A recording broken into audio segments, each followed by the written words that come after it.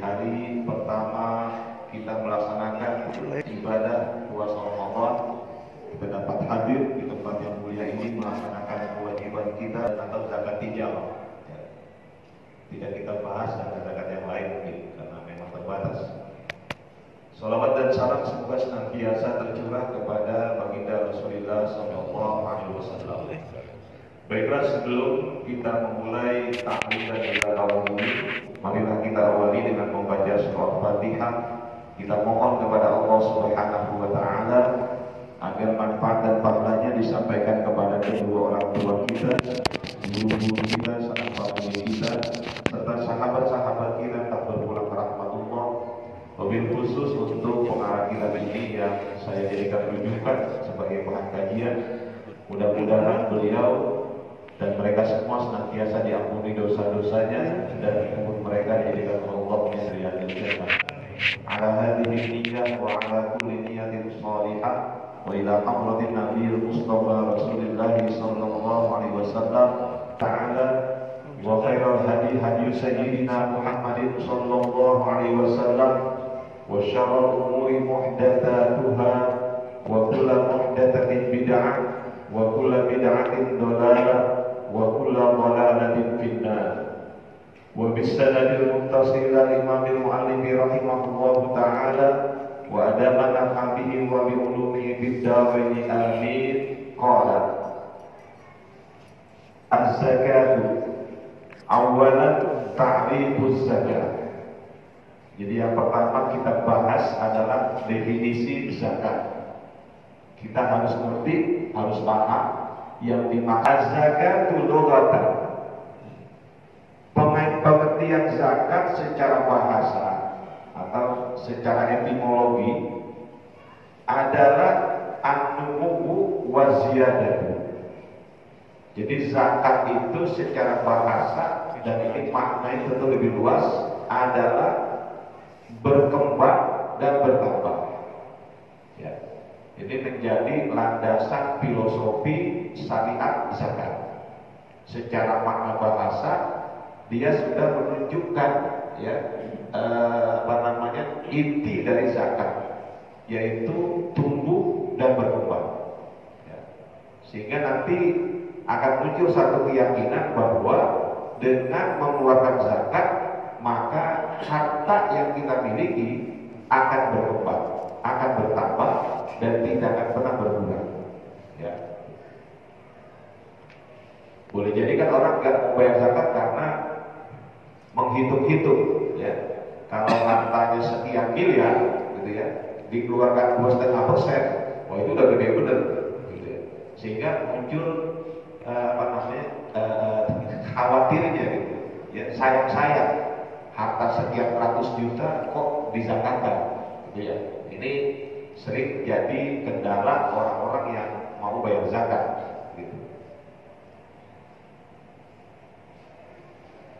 Dalam konteks ini, dalam ungkapan bahasa Arab itu ada ungkapan zakat zar'u, ya. Maksudnya tanaman itu tumbuh berkembang, ya. Ini dalam bahasa ya. Wa qad tudlaku bi ma'na thahara. Kadang-kadang zakat itu dimaknai dengan kesucian atau bersuci. Jadi bisa maknanya berkembang, bertambah. Secara bahasa, secara etimologi, zakat juga dia bermakna toharo, yaitu bersuci. Qala ta'ala, Allah Subhanahu wa ta'ala berfirman, qad aflaha man zakkaha.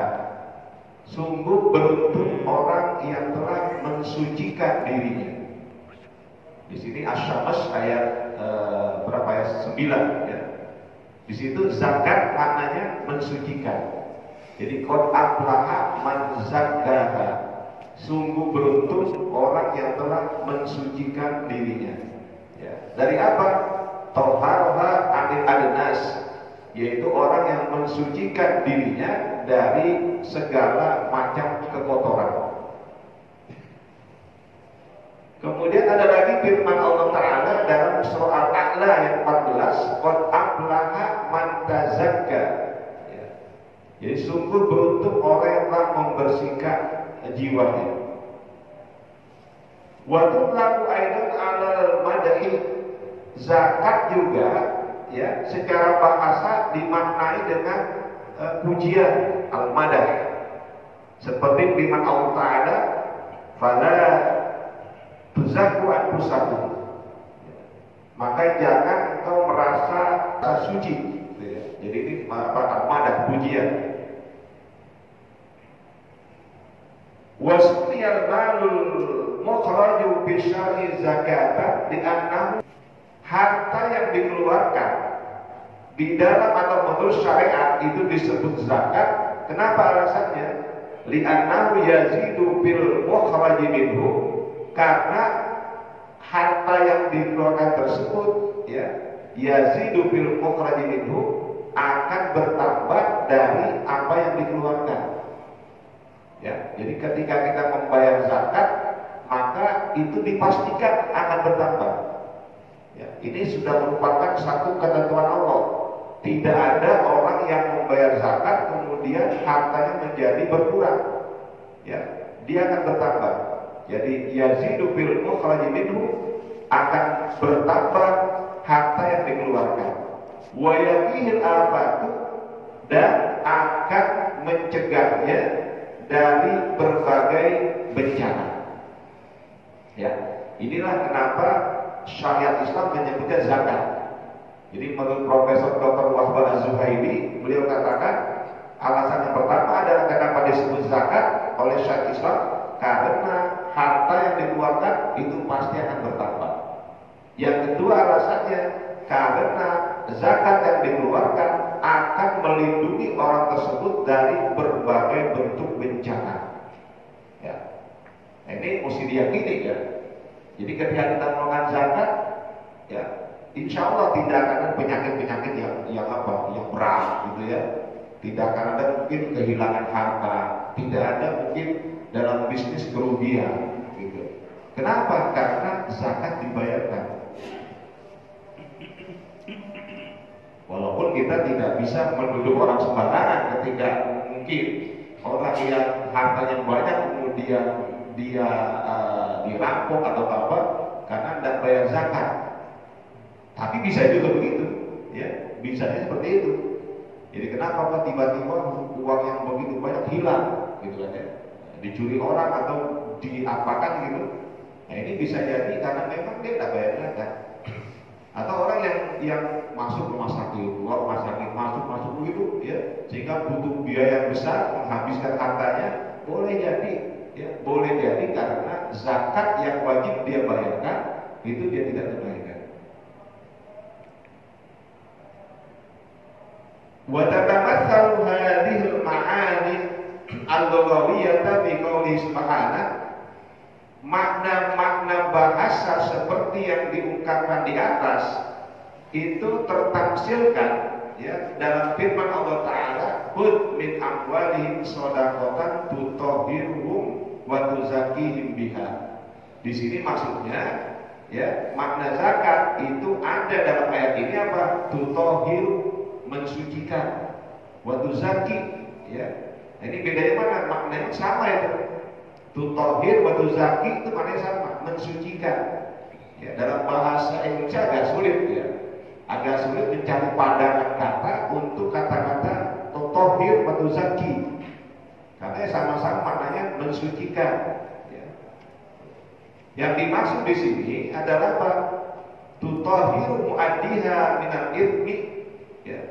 Jadi mensucikan orang yang membayar zakat dari dosa. Wa tunni ajrahu wa malahu, dan akan mengembangkan pahala dan hartanya. Nah, ini pengertian secara bahasa. Ya. Sebetulnya kalau kita pahami di sini dari makna bahasa yang manapun, sebetulnya itulah makna zakat. Ya, secara apa? Secara umum gitu. Jadi dia bisa bermakna tumbuh dan bertambah, dia bisa bermakna mensucikan, dia bisa bermakna pujian, dia bisa bermakna kebaikan. Ya, itu semua mewakili makna zakat.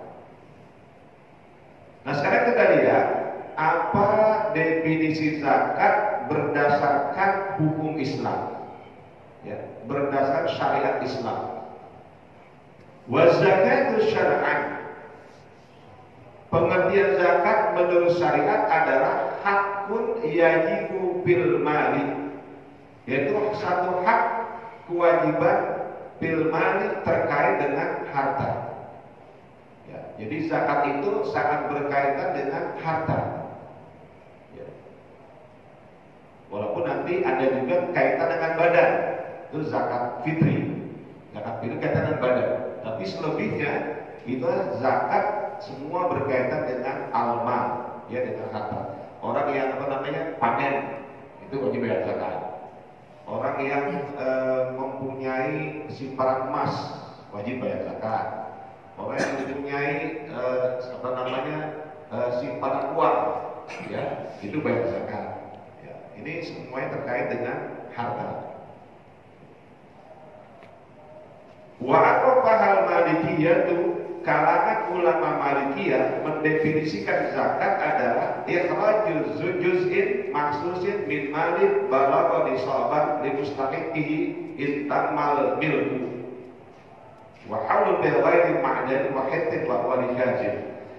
Kalangan Malikiyah mengatakan zakat adalah mengeluarkan satu bagian yang dikhususkan dari harta yang sudah sampai nisabnya, yang diserahkan kepada orang yang berhak menerimanya ketika harta tersebut merupakan harta yang dimiliki secara sempurna, ya, kemudian sudah mencapai 1 tahun, ya, pada zakat selain zakat barang tambang, zakat pertanian, dan zakat barang temuan, itu tentunya 20 tahun, ya.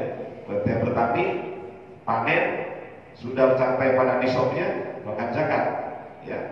Kemudian orang yang menemukan benda-benda berharga dalam penggalian, dihitung, ya, sampai pada nisabnya, langsung keluarkan.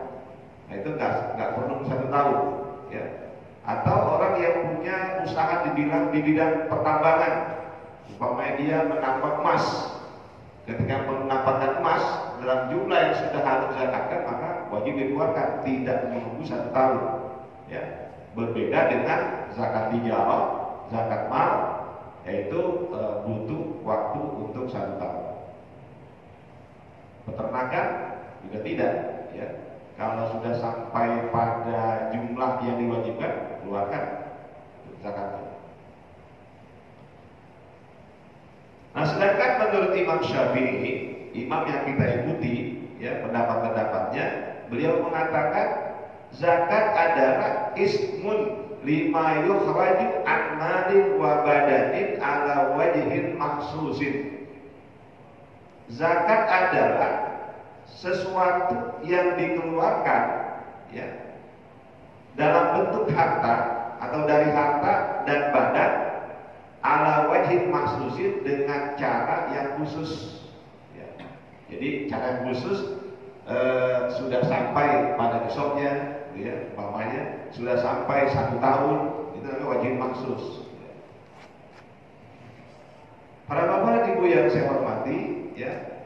Nah, sekarang kita lihat kenapa Allah Subhanahu wa Ta'ala memberikan kewajiban berzakat kepada umat Islam. Kalau kita lihat sholat, oke, ya, tidak ada masalah. Orang hampir rata, walaupun tidak semua, gitu, ya, hampir rata semua sholat. Ketika puasa, mungkin, ya, sebagian besar juga puasa. Haji tentunya bagi yang mampu, gitu, ya. Tapi kalau zakat, sekali lagi, inilah wilayah yang memang, ya, yang memang paling sering diabaikan, ya, paling sering diabaikan masalah zakat, karena dia sudah sifatnya berbagi, ya. Kalau sudah berbagi, biasanya kita agak sulit, ya. Kalau menambah, ya, gitu, ya, mengalihkan, ya. Tapi ketika berbagi, ya, ketika berbagi atau membagi, biasanya kita itu godaannya sangat berat, ya. Sekarang kita lihat, agar kita ini menyadari kenapa Allah mewajibkan bagi kalangan tertentu untuk membayar zakat. Nah, di sini dengan subjudul hikmah zakat, hikmah adanya kewajiban berzakat.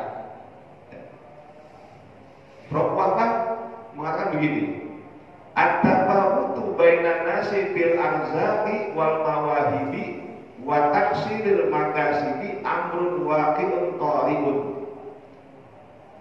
Kesenjangan di antara manusia berkaitan dengan rezeki, anugerah, dan pekerjaan. Itu amrun waqi'un tariun, sesuatu yang memang terjadinya belakangan. Maksudnya begini, kata Bapak itu, manusia itu ketika dilahirkan semua sama, ya, semua sama. Nah, kemudian ketika masalah rezeki, kemudian anugerah, kemudian masalah pekerjaannya itu kan datang ke belakangan, sehingga ada tafawut, ada kesenjangan, ada perbedaan. Ada orang yang memang pekerjaannya enak, gitu ya, dengan hasil yang besar. Ada yang pekerjaannya pakai otot, gitu, kerja keras tapi hasilnya sedikit. Ya. Ini merupakan, kata Wahbah, amrun waqi'un tariun, sesuatu yang memang baru terjadi. Ya. Artinya ketika masih bayi, masih masa anak-anak, masa sekolah, itu kan rezekinya ya biasa aja, karena masih bergantung pada orang tua. Tapi ketika kemudian dia sudah mandiri, terjadi tafawut, ya, di antara kita ini. Jadi perbedaan kesenjangan terkait dengan rezeki yang kita dapat. Ada yang penghasilan satu hari bisa 10 juta, gitu ya. Ada yang satu hari cuma 50.000, gitu kan. Ini kan namanya tafawut, ya, kesenjangan. Yahtaju bisyar'illah ila ilajin, di mana kesenjangan tersebut dalam syariat Allah mesti dicari obatnya, ya, mesti dicari solusinya agar kesenjangan ini tidak terlalu lebar, gitu ya, antara orang-orang yang memang kaya sekali, kalangan menengah, sampai yang terluar, ya. Dan ini tidak bisa dihindari, ya, tidak bisa dihindari. Kenapa? Karena dalam surah An-Nahl ayat 71 Allah sudah menegaskan wallahu faddala ba'dakum 'ala ba'din fir rizqi. Nah, ini kan sudah ketetapan Allah. Allah telah memberikan kelebihan sebagian kalian dan sebagian fir rizqi, terkait dengan rezeki. Ya, nggak sama, gitu ya. Jadi mungkin dalam bahasa tasawuf apa? Ya, kita mesti bersifat qanaah. Ya. Ini yang susah, ini qanaah, menerima apa yang Allah berikan. Gitu. Kenapa harus qanaah? Karena memang An-Nahl udah nyebut kayak begitu, bahwa Allah memang memberikan kelebihan sebagian kalian dari yang lain masalah rezekinya. Nah, yang di sini apa? Jangan sampai orang-orang yang kaya kemudian, ya, merasa sombong dan kayanya, nggak peduli kepada yang di bawahnya.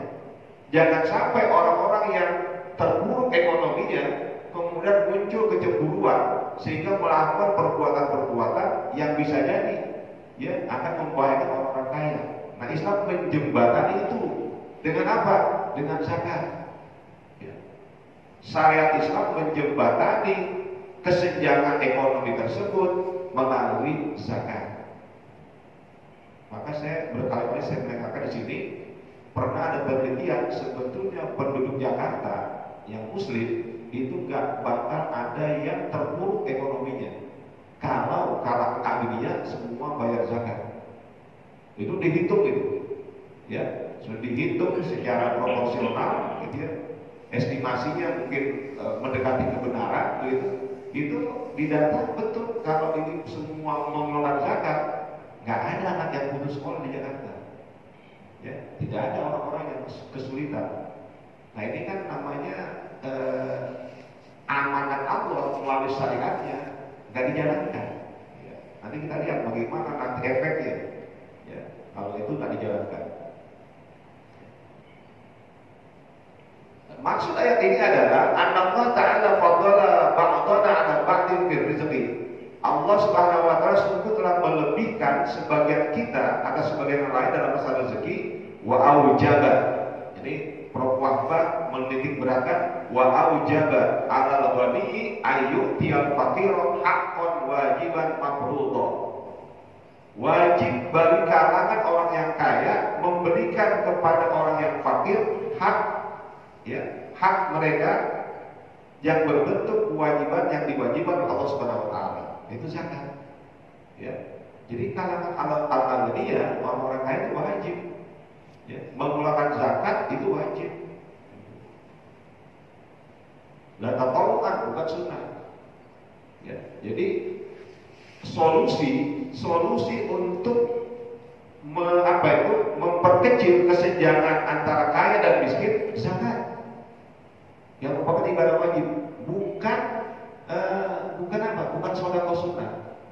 Kalau sedekah sunnah itu kan orang bebas mau ngasih enggak ada masalah, nggak ada hukumannya itu. Jadi ketika kita bersedekah itu sedekah sunnah itu nggak ada mau memberikan dapat pahala, nggak memberikan ya nggak berdosa, kan gitu. Tapi kalau zakat memang wajib, ya. Anda keluarkan, Anda sudah memenuhi kewajiban, itu ada pahalanya. Ketika tidak dikeluarkan, hati-hati ancaman Allah. Kenapa? Ini kewajiban, gitu. Ya, jadi sekali lagi solusi untuk kesenjangan di masyarakat terkait dengan ekonomi adalah zakat. Zakat.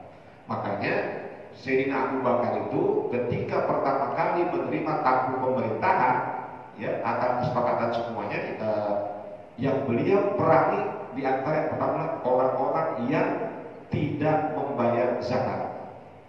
Ya, mereka itu orang-orang yang membangkang, karena mereka beranggapan zakat itu adalah perintah Rasul. Ketika Rasul sudah meninggal, berarti zakat sudah tidak ada lagi. Maka mereka membangkang untuk bayar zakat. Sayyidina Abu Bakar perangi mereka, ya, perangi mereka. Dan kelihatannya dari kesekian sholat, puasa, haji, ya, tidak ada yang pernah diperangi atas pembangkangannya, gitu kan ya. Tapi untuk zakat ini tegas, Sayyidina Abu Bakar langsung bertindak untuk memerangi mereka yang membangkang. Berarti memang zakat itu luar biasa pentingnya. Maka dalam surah Al-Zariyat ayat 19 Allah berfirman wa fi amwalihim haqqun ma'lumun lis-sa'ili wal mahrum. Jadi di dalam harta orang-orang kaya, mereka orang kaya, haqqun ma'lumun, ada satu hak yang memang sudah ditentukan, ya, lis-sa'ili wal mahrum, bagi orang yang meminta dan orang yang tidak meminta padahal dia butuh. Nah, ini yang jarang disadari oleh kalangan agnia, bahwa dalam harta mereka itu ada hak kaum orang-orang yang membutuhkan, ya, itu yang harus diperhatikan, ya. Ya, kita mengakui, ya, kita akui bahwa memang ini masih sesuatu yang sangat sulit, ya, sangat sulit untuk mau mengeluarkan zakat. Coba lihat berapa kita punya rekening di bank, ya. Hitung itu uang yang mengendap itu berapa semuanya, sampai pada nisabnya kan, ya. Kalau udah sampai nisabnya dan sudah sampai haul 1 tahun, keluarkan 2,5%. 2,5% itu minimal, ya, minimal itu, ya. Mau 5% silakan, mau 10% boleh. Seperti orang-orang sebagian kalangan Kristen kan mereka 10%. 10% keluarkan untuk kepentingan umum, begitu, ya. Kita cuma 2,5%. Wa faridatu zakati aulal wasaili li ilaji dzalika tafawuti. Kewajiban zakat adalah sarana yang paling utama untuk menyembuhkan kesenjangan itu, ya. Jadi ini kata Wahbah begitu. Jadi kewajiban zakat itu merupakan sarana yang paling utama untuk menyelesaikan masalah kesenjangan kehidupan ekonomi masyarakat. Ya. Wa tahqiqi takafuli awil dhamanil ijtimaiyya bil islami. Dan kewajiban zakat itu juga merupakan apa? Tahqiqut takaful, perwujudan dari solidaritas awil dhaman ijtimaiyya atau jaminan sosial bil Islam dalam Islam. Makanya Pak, mungkin orang iri ya ketika orang-orang yang hidup di Eropa kayak di Finlandia, Selandia Baru, ya, di kawasan selatan kita itu, ya, itu mereka punya jaminan sosial. Ya. Jadi setiap orang itu punya jaminan sosial. Padahal itu adalah ajaran Islam. Ya, jadi namanya apa? Ad-dhamanul ijtimai. Ya, ad-dhaman ijtimai, jaminan sosial. Itu sebetulnya ajaran Islam, mereka pakai, ya, itu kan di Denmark, ya, itu termasuk di Jepang, itu kan ada jaminan sosial, ya. Nah kita dapat enggak, gitu kan ya. Padahal itu kita yang punya, ajaran itu kita yang punya melalui zakat orang-orang yang kaya. Nah di mana hikmah zakat? Oleh Prof. Ba'zuhaili satu persatu diuraikan begini. Bagi awalan, yang pertama adalah tasunul mala wa tuhad wa tuhassinuhu min taqallul ayuni wa imtidadi aidil athigina wal mujrimin. Zakat itu hikmahnya adalah menjaga harta dan menjaganya dari pandangan orang-orang yang memang punya niatan jahat. Jadi kata bapak itu hikmah zakat.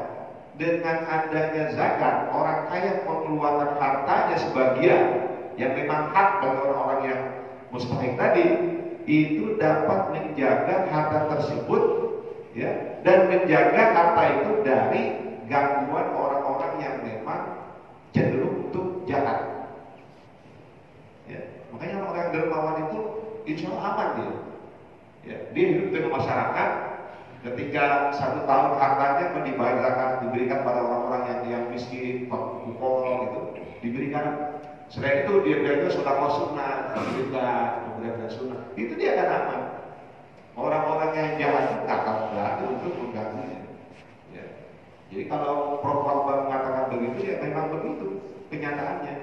Coba ada orang yang kaya, kemudian kepada lingkungan dia pelit, gitu ya, nggak pernah bayar zakat, tidak mau berbagi. Orang itu benci kepada dia, bisa jadi ada yang niat jahat kemudian merampoknya. Nah, seperti itu, ya. Kemudian yang kedua, tadian aunul fuqara wal muhtajin. Zakat itu akan membantu kalangan orang-orang yang fakir dan orang yang membutuhkan.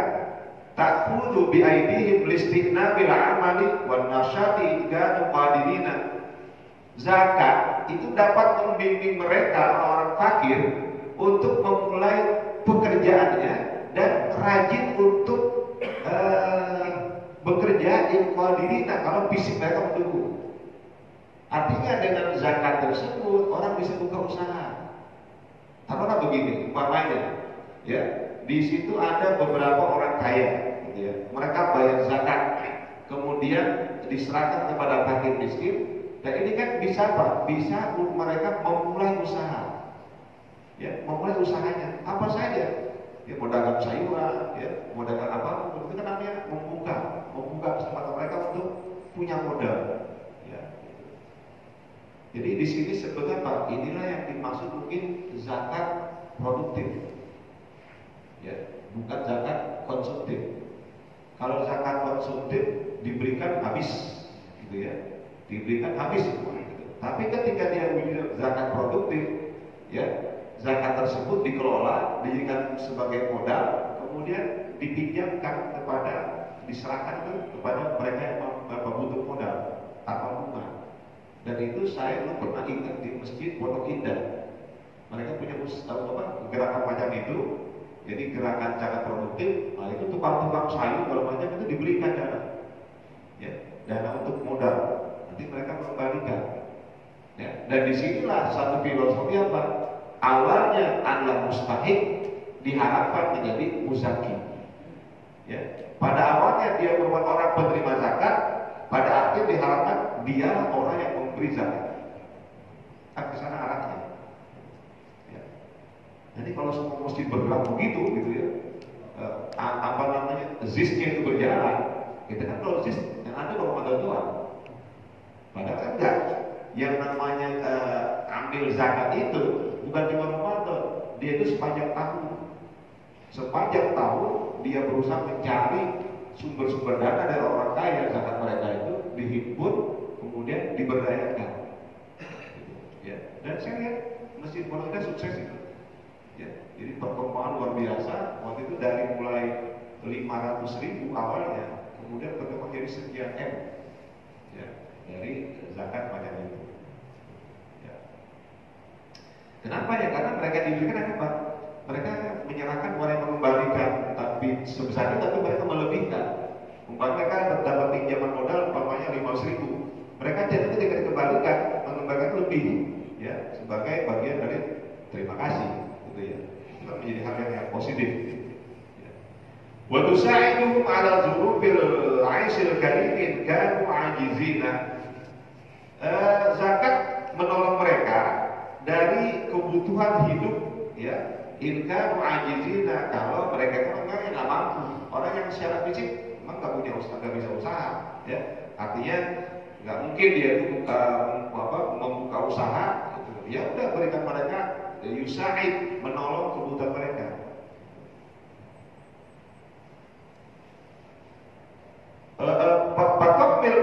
Patok mujtama min maradil faqri, maka zakat akan melindungi masyarakat dari penyakit kefakiran, ya, penyakit kemiskinan.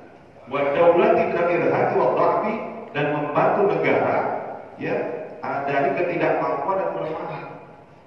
Jadi sebetulnya ya Allah, Islam itu luar biasa. Maka pada ketika masa pemerintahan Bani Umayyah di bawah Umar bin Abdul Aziz, ya, itu negara boleh dikatakan sudah menjadi sangat makmur, ya, sehingga semua penduduk sudah menjadi muzaki. Ketika mau bayar zakat, mau kemana ini? Karena 6 asnaf udah nggak ada, maka mereka masuk ke Baitul Mal, ya, karena asnaf udah nggak ada, ya, al-fuqara, al-masakin udah nggak ada di situ. Makanya mereka apa? Disalurkan ke Baitul Mal. Ya. Kenapa begitu? Karena pemerintahan benar, ya, pemerintahan benar dengan apa yang dilakukan itu benar, dilaksanakan semuanya, termasuk masalah pemungutan zakat. Wal jama'atu mas'ulatun bi tadammunin 'anil fuqara'i wa kifayatihim. Masyarakat itu bertanggung jawab terhadap jaminan hidup kalangan orang-orang fakir dan memenuhi kebutuhan dasar mereka. Ya. Ini namanya ukhuwah Islamiyah. Inilah ukhuwah Islamiyah. Kita bicara ukhuwah Islamiyah, tapi kebenaran nggak ada. Ya kan, celaka ini. Kita bicara ukhuwah Islamiyah, tapi tadammun al-ijtimai itu nggak muncul. Jadi rasa rasa pertanggungjawaban itu nggak muncul. Padahal itu mas'ulatun, tanggung jawab. Ya, mas'ulatun bi tadammun al-fuqara. Jadi orang kaya berat, ya. Sebetulnya kita orang kaya berat. Jadi kenapa? Punya tanggung jawab sosial. Kalau itu nggak diberikan, bahaya. Berikutnya, yang ketiga, tutahhirun nafsa min dari syahhi wal bukhli, as-syahhi wal bukhli. Zakat itu mensucikan jiwa dari penyakit syuh dan bukhli. Ini dua kata yang susah di Indonesia kan. Artinya kalau kita maknanya apa? Kikir. Syuh itu kikir, bukhul itu kikir. Jadi dengan bayar zakat, maka orang akan disucikan dirinya dari penyakit syuh dan bukhul. Di mana bedanya? Kalau syuh itu kita pelit, kikir sama orang lain. Orang minta kita nggak berikan, itu syuh namanya. Tapi kalau bakhil, jangankan orang lain, sama keluarga pelit, itu bakhil. sama istri pelit, sama anak pelit. Ya, itu namanya apa? Bakil. Kalau pelit sama orang lain namanya suh. Ya. Nah, zakat itu akan mensucikan diri seseorang dari penyakit kejiwaan macam itu. Ya. Wa tu'amidul mu'mina al-badla was-saqa'a, dan akan membiasakan untuk seorang mukmin al-badla was-saqa'a, untuk mau berbagi dan bersikap dermawan. Kaila yaqtasiru ala zakati, agar tidak hanya sebatas zakat. Kalau udah biasa bayar zakat, ya, maka akan terbiasa untuk berderma. Ada panitia masjid butuh dana sekian, akan diberikan. Kenapa begitu? Karena udah ta'awud, sudah terbiasa. Ya. Tapi yang nggak terbiasa ya susah, gitu ya. Ketika dari masjid datang, ini ada kegiatan Ramadan, butuh dana sekian, nggak mau berikan berapa? Memang udah gak biasa. Dari mana biasanya? Zakat juga tak bayar, bagaimana yang tahu? Yang wajib aja nggak dia kerjakan, apalagi yang sunnah. Ya. Sehingga nggak ada ta'awud, nggak ada pembiasaan. Jadi zakat ini sekaligus dia menjadi alat untuk membiasakan orang untuk mau dermawan.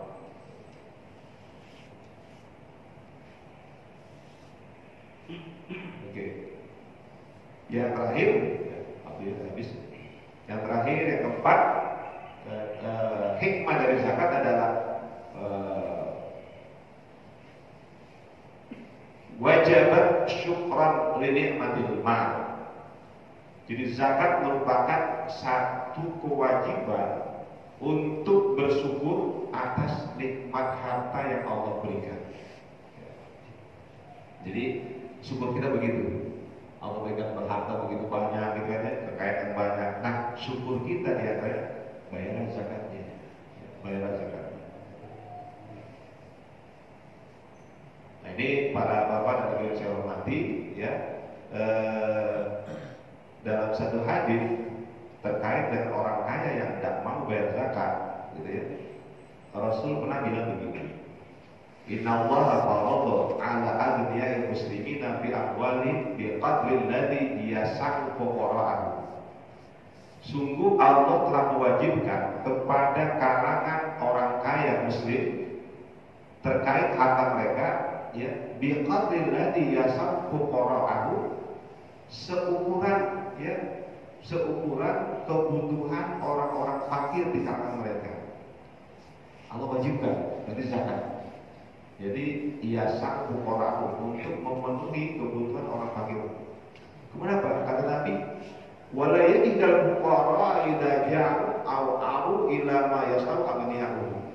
Ya. Orang-orang fakir tidak akan menderita apabila mereka lapar atau tidak mempunyai pakaian. Ya, ila ma yasau aghniyahum, kecuali kalau orang-orang kaya memperlakukan mereka seperti itu. Artinya apa? Orang-orang miskin, orang-orang fakir itu gak akan pernah merasakan kelaparan dan kekurangan pakaian kalau kalangan orang kaya memenuhi kewajiban tersebut. Ada, ingatlah kata Nabi, wa inna Allah yuhasibuhum hisaban syadidan. Sungguh Allah akan menghisab mereka dengan hisab yang sebenar-benarnya. Wa yu'adzibuhum 'adzaban alima. Dan Allah akan menyiksa mereka dengan azab yang pedih kalau tidak mau mengeluarkan kewajiban zakat. Ya. Kemudian dalam hadis yang lain, wailun lil agniya. Ini termasuk yang mungkin yang paling menyeramkan. Ya. Jadi kata Nabi apa? Wailun lil agniya minal fuqara yaumil qiyamah. Celaka bagi orang-orang kaya diakibatkan orang-orang fakir, ya, yaumul qiyamah. Kecelakaan tersebut nanti akan datang di hari kiamat.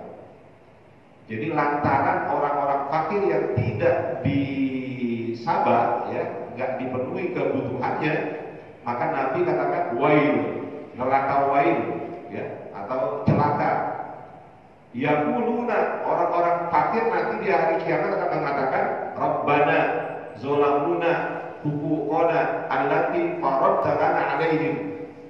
Ya Tuhan kami, mereka orang kaya telah berbuat zalim kepada kami karena ada hak-hak kami pada mereka yang Kau telah wajibkan atas mereka kepada kami. Jadi apa namanya?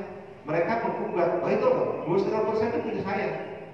Ya, 2,5% itu punya saya. Kenapa Anda nggak berikan? Maka mereka ngadu pada Allah. Ya Allah, mereka sudah berbuat zalim kepada kami. Kenapa? Mereka mengabaikan perintahku untuk membayarkan zakat untuk kami. Jadi 2,5% itu bukan punya kita, itu punya mereka. Kalau kita pertahankan 2,5%, maka yang 97,5% semuanya jadi haram. Ya, semua jadi haram.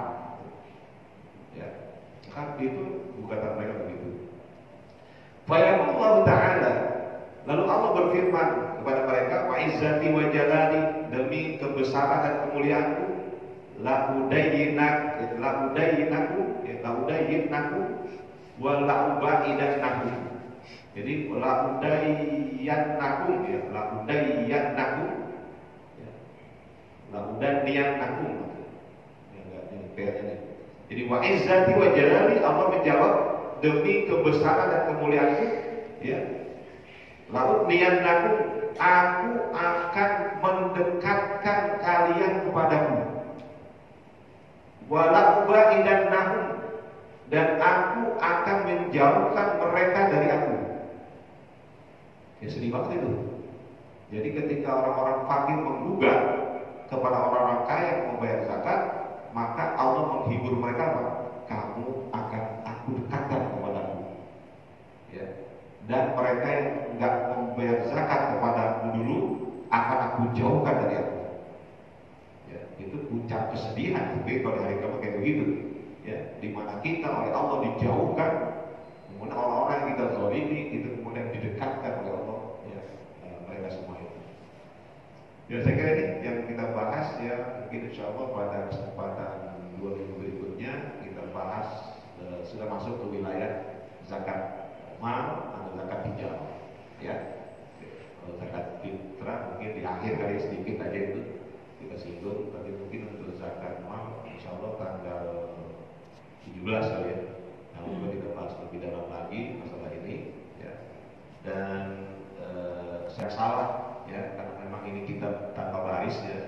Jadi bisa jadi saya salah baca, mohon dimaafkan, ya.